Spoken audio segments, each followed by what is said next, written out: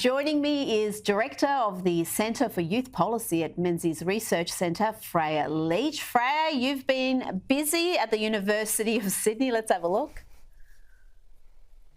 We're here at Sydney Uni O Week and it's time to clean up campus.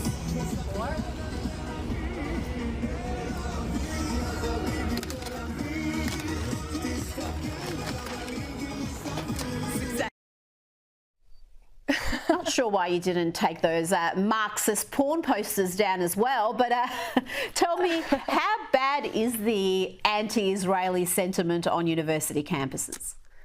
So usage just gone back. It's O Week this week and it is reaching new levels. Almost every second stall has a Palestine flag at it. We decided to do a bit of a, we call it a freedom convoy through the centre of Eastern Avenue. And so we walked down, members of the Conservative Club holding an Australian flag and an Israeli flag. And we got absolutely swarmed by socialists, Jew haters, anti-Israel activists. It was horrible. And they basically followed us all the way around campus. So it is seriously, it's really disturbing. It's actually almost dangerous, physically dangerous, to be openly supporting Israel on campus right now.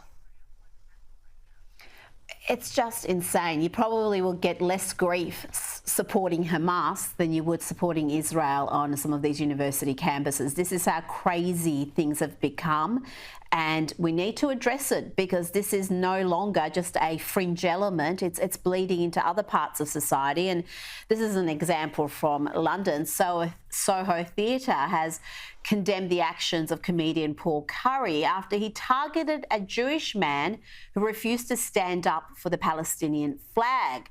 We're learning a little bit more about just how bad this incident was. Have a look at this.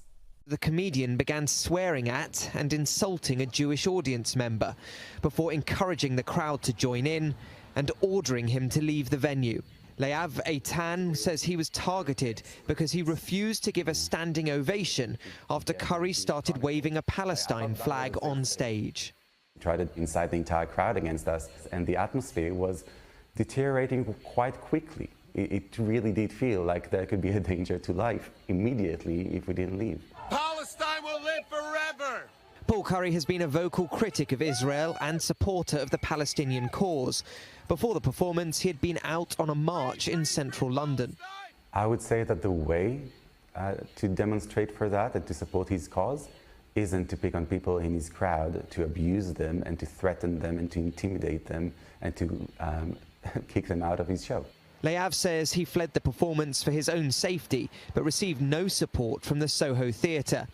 In a statement, the venue said, "We are sorry and saddened by an incident which has caused upset and hurt to members of the audience." Freya, that comic is coming to Melbourne for the Comedy Festival. I'm not suggesting he shouldn't come, but there are certainly calls from some for his shows to be canned. Where do you stand on this issue?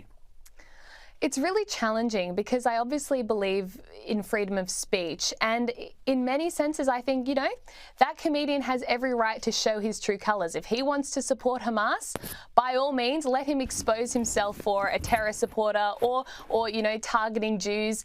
Then at least he's exposed and we can all see where he actually stands. When you eliminate freedom of speech, people who actually are anti-Semitic or do support terror organisations can get away with it because they're not exposed in public. But at the same time, I think targeting a Jewish person at a comedy show, that is totally different. That is not just exercising freedom of speech, that is actually targeting someone because of their religion, because of their ethnicity, something they did not choose. And I think this is part of a broader trend we're seeing, which is the radical left and the pro-Palestinians trying to alienate and push Jewish and pro-Zionist people out of public life. We see it at USyd. You can't be an openly Jewish student on campus. You can't carry an Israeli flag on campus. You get alienated and ostracized. This is their strategy in every sector of our society. They're trying to push Zionists and Jewish people to the fringe.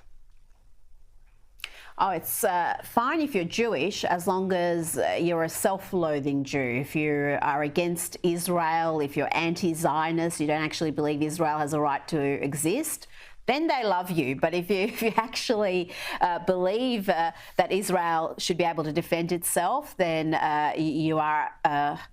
well, you're not just criticised, you're sometimes threatened. And what happened in that comedy show, as you heard from the guy, the crowd was encouraged to turn against him as well, and he felt for his safety he had to leave. Now, we spoke earlier in the week about hundreds of Jewish people having their personal details leaked from a private WhatsApp group. I've talked to several people who were on that list. The Australian today has done a superb piece highlighting what happened, who some of the main culprits were, who was pushing this in social media. Freya, what has been the fallout from this entire ugly episode?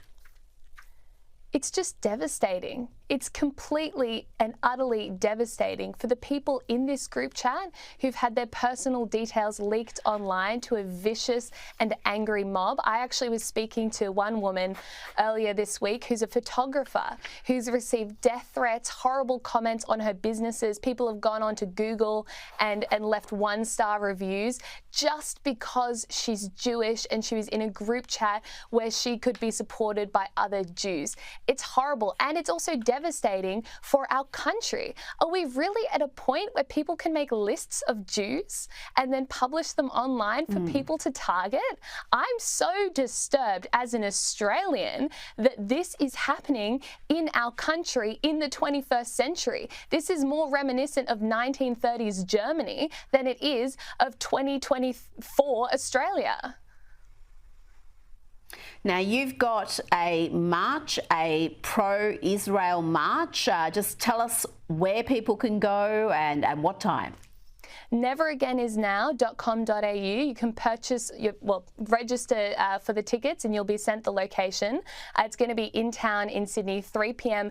this Sunday. This is a march against anti-Semitism and a march for our Australian values of tolerance and respect. Freya Leach, I applaud the work you're doing, and you're a brave young woman to be walking in a university campus with an Australian flag, let alone an Israeli flag, is a brave move indeed. And it's sad that it's brave. It should not be anything that is controversial. Freya Leach, thank you so much for your time.